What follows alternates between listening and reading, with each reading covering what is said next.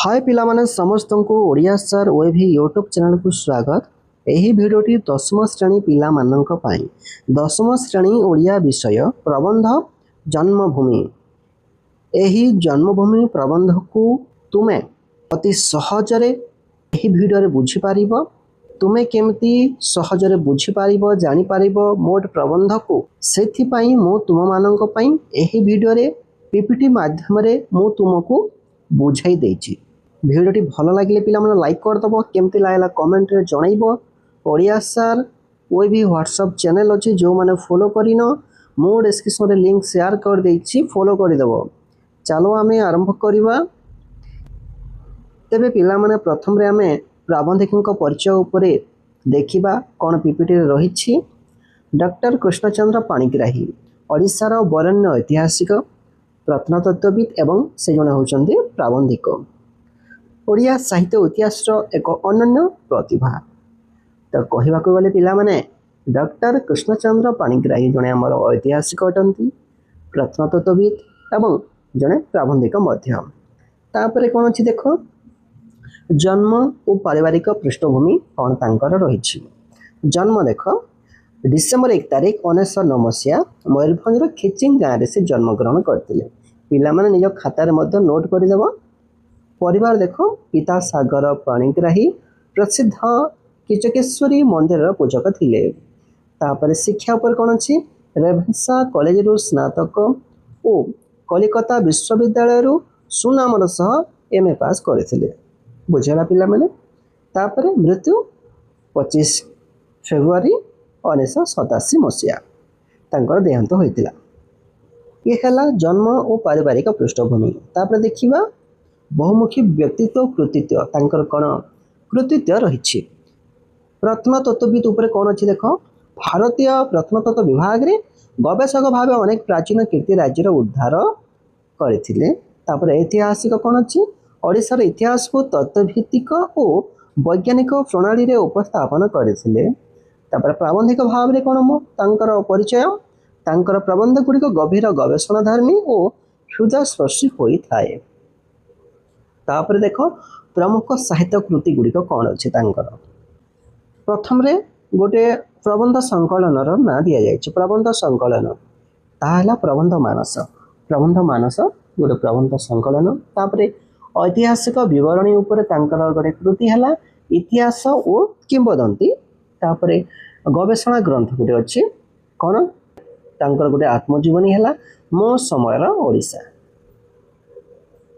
ପରବର୍ତ୍ତୀ ଦେଖ, ଜନ୍ମଭୂମି ପ୍ରବନ୍ଧର ବୈଶିଷ୍ଟ୍ୟ କ'ଣ ଅଛି ଦେଖ, ଏହି ପ୍ରବନ୍ଧଟି ତାଙ୍କର ପ୍ରବନ୍ଧ ମାନସ ଗ୍ରନ୍ଥରୁ ସଂଗୃହୀତ। ନିଜ ପଲ୍ଲୀ ମାଟିଏ ଜନ୍ମଭୂମିର ପ୍ରକୃତ ମହତ୍ତ୍ୱ ବର୍ଣ୍ଣନା କରିଛନ୍ତି। ପଲ୍ଲୀରୁ ଆରମ୍ଭ କରି ବିଶ୍ୱବାସୀ ହେବା ପାଇଁ ଏକ ଦୃଢ଼ ଆହ୍ୱାନ ଦେଇଛନ୍ତି। ବସୁଧୈବ କୁଟୁମ୍ବକମ୍ ଭାବନା ଏ ପ୍ରବନ୍ଧର ମୁଖ୍ୟ ବିଶେଷତ୍ୱ। 1 ମାର୍କିଆ ପ୍ରଶ୍ନ ମଧ୍ୟ ଆସିଥାଏ ପିଲାମାନେ। ଦେଖ ପିଲାମାନେ, ଜନ୍ମଭୂମି ପ୍ରବନ୍ଧ ଡକ୍ଟର କୃଷ୍ଣଚନ୍ଦ୍ର ପାଣିଗ୍ରାହୀଙ୍କ ପ୍ରବନ୍ଧର ଏକ ବିଶ୍ଳେଷଣ ଏଠି। ଆଉ ଜନ୍ମଭୂମି ପ୍ରକୃତ ସଂଜ୍ଞା କ'ଣ, ଜନ୍ମଭୂମିର ପ୍ରକୃତ ସଂଜ୍ଞା କ'ଣ। ପ୍ରାବନ୍ଧିକଙ୍କ ମତରେ ଜନ୍ମଭୂମିର ଅର୍ଥ କେବଳ ଏକ ଭୌଗୋଳିକ ସୀମା ନୁହେଁ। ବୁଝିଲା ପିଲାମାନେ, ତାଙ୍କ ମତରେ ଜନ୍ମଭୂମିର ଅର୍ଥ କ'ଣ, ଗୋଟେ ଭୌଗୋଳିକ ସୀମା ନୁହେଁ। ସମଗ୍ର ବିଶ୍ୱ ଏକ ପରିବାର, ନିଜ ଗାଁ, ରାଜ୍ୟ ଓ ଦେଶ ସମସ୍ତେ ଜନ୍ମଭୂମିର ଅଂଶ ଅଟନ୍ତି। କିନ୍ତୁ ଯେଉଁ ମାଟିରେ ଶିଶୁ ପ୍ରଥମେ ଭୂମି ସ୍ପର୍ଶ କରେ ତାହା ହିଁ ପ୍ରକୃତ ଜନ୍ମଭୂମି। ତ ଏଠି ପ୍ରାବନ୍ଧିକ ପ୍ରକୃତ ଅର୍ଥରେ କାହାକୁ ଜନ୍ମଭୂମି ବୋଲି କହିଛନ୍ତି, କାହାକୁ ଶିଶୁଟିଏ ପ୍ରଥମରେ ଯେଉଁଠି ଭୂମି ସ୍ପର୍ଶ କରେ, ଯେଉଁ ସ୍ଥାନର ରୂପ ରସ ଗନ୍ଧର ପ୍ରଥମ ପରିଚୟ ପାଇଥାଏ, ତାଙ୍କ ମତରେ ତାହା ହିଁ ହେଉଛି ପ୍ରକୃତରେ ଜନ୍ମଭୂମି। ତାପରେ ଦେଖିବା ଶିକ୍ଷା ଓ ବ୍ୟକ୍ତିଗତ ପରିବର୍ତ୍ତନ। ବାହ୍ୟ ପରିବର୍ତ୍ତନ କ'ଣ ଅଛି, ଶିକ୍ଷିତ ହେବା ପରେ ବ୍ୟକ୍ତିର ବେଶଭୂଷା ଓ ଆହାର ବିହାରରେ ସମ୍ପୂର୍ଣ୍ଣ ପରିବର୍ତ୍ତନ ଆସେ। ସେ ସହରୀ ସଭ୍ୟତାରେ ନିଜକୁ ହଜାଇ ଦିଏ। ଏହି ବିଷୟ ବର୍ଣ୍ଣନା କରିଛନ୍ତି ପ୍ରଥମରେ ପ୍ରାବନ୍ଧିକ। ଏହା ହେଲା ବାହ୍ୟ ପରିବର୍ତ୍ତନ। ବାହ୍ୟ ପରିବର୍ତ୍ତନ କ'ଣ, ଆଉ ଥରେ ଶୁଣ। ଶିକ୍ଷିତ ହେବା ପରେ ବ୍ୟକ୍ତିର ବେଶଭୂଷା ଓ ଆହାର ବିହାରରେ ସମ୍ପୂର୍ଣ୍ଣ ସେ ନିଜକୁ ପରିବର୍ତ୍ତନ କରିଦିଏ ଏବଂ ସହରୀ ସଭ୍ୟତା ଆଡ଼କୁ ଗତି କରିଥାଏ। ସାମାଜିକ ଦୂରତା କ'ଣ? ଗ୍ରାମର ସେହି ଏକ ପରିବାରର ପରମ୍ପରା ଆଉ ରହେ ନାହିଁ। ଦାଦା ଖୁଡ଼ି ମାଉସୀ ସମ୍ପର୍କ ଏବେ କେବଳ ଔପଚାରିକ ପାଲଟିଛି। ତ ଯେଉଁ ବାହାରେ ରହନ୍ତି ନିଜକୁ ଶିକ୍ଷିତ ଭାବିକି ବା ଚାକିରି କଲା ପରେ ଯେଉଁମାନେ ବାହାରେ ରହନ୍ତି ଆଉ ଗାଁକୁ ଆସନ୍ତି ନାହିଁ, ତାଙ୍କ ଉଦ୍ଦେଶ୍ୟରେ ଏହି କଥା କୁହାଯାଇଛି। ଗ୍ରାମର ସେହି ଏକ ପରିବାରର ପରମ୍ପରା ଆଉ ରହେ ନାହିଁ। ଗାଁରେ ଯେଉଁ ରହିଥାନ୍ତି ଦାଦା ଖୁଡ଼ି ମଉସା ମାଉସୀ, ସେହି ସମ୍ପର୍କ କେବଳ ଔପଚାରିକତା ପାଲଟି ଯାଇଛି। ତାପରେ ହଜିଯାଇଥିବା ଆତ୍ମୀୟତା କ'ଣ ଦିଆଯାଇଛି? ଅର୍ଥାତ୍ ପ୍ରାବନ୍ଧିକ କ'ଣ ହଜାଇ ଦେଇଛନ୍ତି? ତାଙ୍କର କ'ଣ କେଉଁ ଆତ୍ମୀୟତା ସେ ହଜାଇ ଦେଇଛନ୍ତି? ଦେଖ, ବାପାରୁ ବାବୁ ହୋଇଗଲେ। ପାଠର ଯେଉଁମାନେ ପଢ଼ିଛ ବିଷୟବସ୍ତୁକୁ ଜାଣିପାରିଥିବ, ବାପାରୁ କେମିତି ବାବୁ ହେଲେ। ଦେଖ, ଗ୍ରାମ ମୁଣ୍ଡର ସାର ମାଉସୀ ଆଗେ ସ୍ନେହରେ ବାପା ବୋଲି ପଚାରୁଥିଲେ, କିନ୍ତୁ ଏବେ ବାବୁ ବୋଲି ସମ୍ବୋଧନ କରୁଛନ୍ତି। ଠିକ୍ ସେମିତି ଗୋବିନ୍ଦା ଭାଇର ମଧ୍ୟ ଲେଖକ ତଥା ପ୍ରାବନ୍ଧିକ ଉଦାହରଣ ଦେଇଛନ୍ତି। ଗୋବିନ୍ଦା ଭାଇଙ୍କ ସେହି ବିଶ୍ୱାସ ଓ ମଧୁର ସମ୍ପର୍କ ଏବେ ଶତ ଚେଷ୍ଟା କଲେ ବି ଫେରି ପାଉନାହାନ୍ତି ଲେଖକ।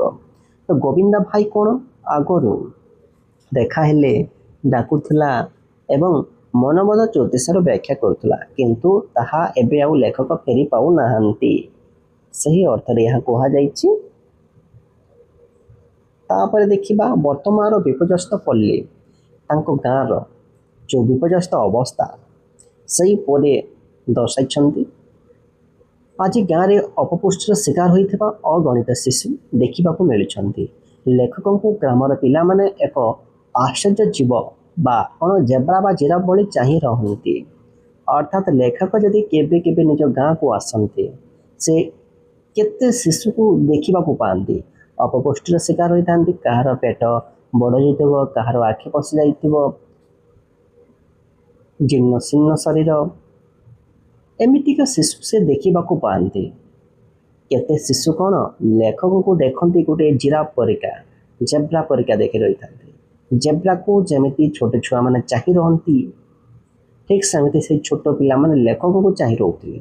ଏହା ଗ୍ରାମୀଣ ଜୀବନର ଅବହେଳିତ ଓ କରୁଣ ଚିତ୍ରକୁ ପ୍ରକାଶ କରୁଛି। ତାପରେ ଦେଖିବା ରାଜନୀତି ଓ ସାମାଜିକ ବିଚ୍ଛିନ୍ନତା କ'ଣ ଅଛି। ଦେଖ, ଯୁବଗୋଷ୍ଠୀ ସଂଘର୍ଷ, ତାଙ୍କ ଗାଁରେ ଯୁବକମାନଙ୍କର ସଂଘର୍ଷ ଲାଗି ରହିଛି। ଗ୍ରାମର ଶିକ୍ଷିତ ଓ ଅର୍ଦ୍ଧଶିକ୍ଷିତ ଯୁବକମାନେ ଆଜି କର୍ମହୀନ ହୋଇ ରାଜନୀତିର ଆଶ୍ରୟ ନେଇଛନ୍ତି। ତାଙ୍କ ଗାଁ କଥା ଏଠି ପ୍ରାବନ୍ଧିକ କହିଲେ କ'ଣ, ଯେଉଁ ଶିକ୍ଷିତ ଅର୍ଦ୍ଧଶିକ୍ଷିତ ଯୁବକମାନେ ରହିଲେ, ସେମାନେ କୌଣସି କାମଧନ୍ଦା ନ କରି, କୌଣସି ଚାକିରି ବାକିରି ନ କରି ରାଜନୀତିରେ ମିଶିଛନ୍ତି, ରାଜନୀତିର ଆଶ୍ରୟ ନେଇଛନ୍ତି। ତାପରେ କ'ଣ ପାରିବାରିକ ତିକ୍ତତା ରହୁଛି। କ'ଣ ରାଜନୀତି ଯେଉଁ ଭାଇ ଭାଇ ମଧ୍ୟରେ କଳି ଏବଂ ସାମାଜିକ ସମ୍ପର୍କରେ ଫାଟ ସୃଷ୍ଟି ହେଉଛି, ସେହି ରାଜନୀତି ଯୋଗୁଁ ପରିବାରରେ ଫାଟ ସୃଷ୍ଟି ହେଉଛି, ଭାଇ ଭାଇ ମଧ୍ୟରେ ଝଗଡ଼ା ହେଉଛି। ତାପରେ ଏକ ପରିବାରର ଅନ୍ତ ଘଟି ଯାଉଛି। କ'ଣ ଗାଁର ସେହି ପୁରାତନ ସଂହତି ଆଜି ଛିନ୍ନ ଭିନ୍ନ ହୋଇଯାଉଛି ବା ହୋଇଯାଇଛି। ପରବର୍ତ୍ତୀ ପିପିଟି ଦେଖିବା, ଗ୍ରାମ ପରମ୍ପରା ରଜ ପର୍ବ ଉପରେ ଦିଆଯାଇଛି। ଐକ୍ୟ ଓ ସଂହତି, ରଜ ପରି କୃଷିଭିତ୍ତିକ ପର୍ବ ଗ୍ରାମର ସମସ୍ତଙ୍କୁ ଏକାଠି ବାନ୍ଧି ରଖୁଥିଲା। ତାପରେ ଦେଖ, ସାଂସ୍କୃତିକ ଗୌରବ, ଏହି ପର୍ବଗୁଡ଼ିକ ମଧ୍ୟରେ ଏକ ପରିବାରର ଭାବନା ପିଢ଼ି ପରେ ପିଢ଼ି ଗଢ଼ି ଉଠିଥିଲା। କେଉଁ ପର୍ବ କଥା କୁହାଗଲା ପିଲାମାନେ? ରଜ ପର୍ବ। ତାପରେ ପାଶ୍ଚାତ୍ୟ ଅନୁକରଣ ଓ ଆଭିଜାତ୍ୟ, ବେଶଭୂଷା କ'ଣ, ଅର୍ଥଲୋଭ, କୃତ୍ରିମ ସଭ୍ୟତା, ଏହି ଉପରେ ବ୍ୟାଖ୍ୟା କରିବା। ଦେଖିବା ପାଶ୍ଚାତ୍ୟ ଅନୁକରଣ ଅଭିଜାତ୍ୟ, ପାଶ୍ଚାତ୍ୟ ସଭ୍ୟତାକୁ ଅନୁକରଣ କରୁଛନ୍ତି ବର୍ତ୍ତମାନର ଯୁବଗୋଷ୍ଠୀ। ନିଜ ସଂସ୍କୃତିକୁ ଭୁଲି ପାଶ୍ଚାତ୍ୟ ପୋଷାକକୁ ଆଭିଜାତ୍ୟ ବୋଲି ଭାବୁଛନ୍ତି। ସେଇ ଯୁବକମାନେ, ସେମାନେ ନିଜ ସଂସ୍କୃତିକୁ ଭୁଲି ଯାଉଛନ୍ତି, ପାଶ୍ଚାତ୍ୟ ପୋଷାକକୁ ଆଭିଜାତ୍ୟ ବୋଲି ଭାବୁଛନ୍ତି। ନେକ୍ଟାଇକୁ ଛାଡ଼ୁନାହାନ୍ତି, ସେମାନେ ପିନ୍ଧି ରହୁଛନ୍ତି। ଅଧିକ ଧନ ଉପାର୍ଜନ କରିବା ହିଁ ଆଜିର ସମୟର ମୁଖ୍ୟ ଲକ୍ଷ୍ୟ ପାଲଟି ଯାଇଛି। ମୁଖ୍ୟ ଲକ୍ଷ୍ୟ ଲୋକମାନଙ୍କ କ'ଣ ହେଉଛି? ଅଧିକ କେମିତି ଟଙ୍କା ପଇସା ରୋଜଗାର କରିବେ। ତାପରେ କୃତ୍ରିମ ସଭ୍ୟତା କ'ଣ, ଶିକ୍ଷିତ ଯୁବଗୋଷ୍ଠୀ ନିଜକୁ ଗ୍ରାମୀଣ ପରିବେଶରୁ ଉଦ୍ଧାର ରଖିବାକୁ ଚାହୁଁଛନ୍ତି। ତାପରେ ଦେଖିବା ପରବର୍ତ୍ତୀ ପିପିଟି, ଶ୍ରୀକୃଷ୍ଣଙ୍କ ସହ ତୁଳନା, କ'ଣ ତୁଳନା କରାଯାଇଛି? ଲେଖକ ଆଧୁନିକ ଶିକ୍ଷିତ ଯୁବକକୁ ଶ୍ରୀକୃଷ୍ଣଙ୍କ ସହ ତୁଳନା କରୁଛନ୍ତି। କାହା ସହ? ଶ୍ରୀକୃଷ୍ଣଙ୍କ ସହ ତୁଳନା କରୁଛନ୍ତି। ଶ୍ରୀକୃଷ୍ଣ ଗୋପପୁରର ସ୍ନେହ ଭୁଲି ମଥୁରା ଚାଲିଗଲେ, ସେହିପରି ଆଜିର ଶିକ୍ଷିତ ଯୁବକ ଗାଁର ଋଣ ଭୁଲି ସହରକୁ ଚାଲି ଯାଉଛନ୍ତି। କୃଷ୍ଣ ଯେମିତି ଗୋପପୁର ଛାଡ଼ି ଗୋପପୁରର ଯେଉଁ ସ୍ନେହ ମମତା ଯାହା ପାଇଥିଲେ ସବୁ ଭୁଲିଗଲେ, ମଥୁରାକୁ ଚାଲିଗଲେ, ଆଉ ଫେରିଲେ ନାହିଁ। ଠିକ୍ ସେମିତି ଗାଁର ପିଲାମାନେ କେତେ ସ୍ନେହ ମମତା ପାଇଥାନ୍ତି ଲୋକମାନଙ୍କ ଠାରୁ, ବୃଦ୍ଧା ମାନଙ୍କ ଠାରୁ, ଏବଂ ଚାଲି ଯାଇଥାନ୍ତି ସହରକୁ, ଆଉ ଆସନ୍ତି ନାହିଁ। ଏହା ନିଜ ଜନ୍ମଭୂମି ପ୍ରତି ଏକ ପ୍ରକାର ବିଶ୍ୱାସଘାତକତା। ପରବର୍ତ୍ତୀ ପିପିଟି, ଯେଉଁମାନେ ନିଜକୁ ଗ୍ରୀକ୍ ଦେବତା ଆଟଲାସ୍ ଭଳି ଭାବନ୍ତି, ସେମାନେ ଜନ୍ମଭୂମି ପ୍ରତି ପ୍ରବଞ୍ଚନା କରନ୍ତି। ଏ ହେଲା ପ୍ରବନ୍ଧିକଙ୍କ ମର୍ମସ୍ପର୍ଶୀ ବକ୍ତବ୍ୟ। ତାପରେ ପ୍ରକୃତ ମହାନୁଭବତା କ'ଣ? ନିଜ ସେବା ଓ ମହାନୁଭବତାର ପରିଧିକୁ ପଲ୍ଲୀରୁ ଆରମ୍ଭ କରି ବିଶ୍ୱ ପର୍ଯ୍ୟନ୍ତ ବ୍ୟାପ୍ତ କରିବା ହିଁ ପ୍ରକୃତ ମାନବିକତା। ଯଦି କିଛି ପ୍ରଶ୍ନ ଅଛି ପିଲାମାନେ କମେଣ୍ଟ କର, ମୁଁ ନିଶ୍ଚିତ ଭାବରେ ତୁମକୁ ରିପ୍ଲାଏ ଦେବି। ଭଲ ଲାଗିଥିଲେ ଲାଇକ୍ କରିଦେବ, କେମିତି ଲାଗିଲା କମେଣ୍ଟରେ ଜଣାଇବ। ଓଡ଼ିଆ ସାର୍ ଓ ବି ହ୍ୱାଟ୍ସଆପ୍ ଚ୍ୟାନେଲ୍ ଅଛି, ଯେଉଁମାନେ ଫଲୋ କରିନ ଫଲୋ କରିଦେବ ପିଲାମାନେ। ପୁଣି ଦେଖା ହେବା ଆଉ ଏକ ଭିଡ଼ିଓରେ।